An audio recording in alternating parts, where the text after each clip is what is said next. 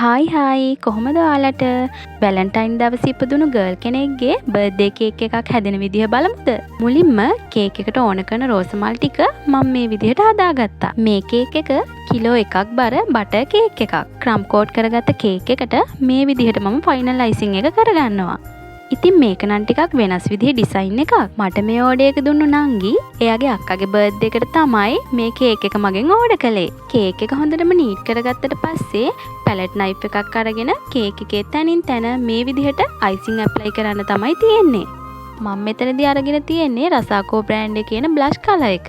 දැන් මම මේ පැලට් නයිෆ් එකෙන් කේක් එක වටේම තනින් තන අයිසිං ඇප්ලයි කරගන්නවා. හදාගත්ත රෝස මල් ටිකත් මේ විදිහට කේක් එකෙන් තියාගන්නවා. මේක තමයි මං හදාගත්ත කේක් එක. කලර්ස් 4ක් පාවිච්චි කරලා තමයි මම මේ කේක් එක හදාගත්තේ. ඉතින් මේ කේක් එක ඕඩර් කරපු නංගි මට කිව්වේ එයාට ඕනේ ඩිසයින් එකේ විදිහටම මං හදලා තිබ්බා කියලා. කේක් එක ලස්සනයි නම් ලයික් එකක් දාන්න යන්න.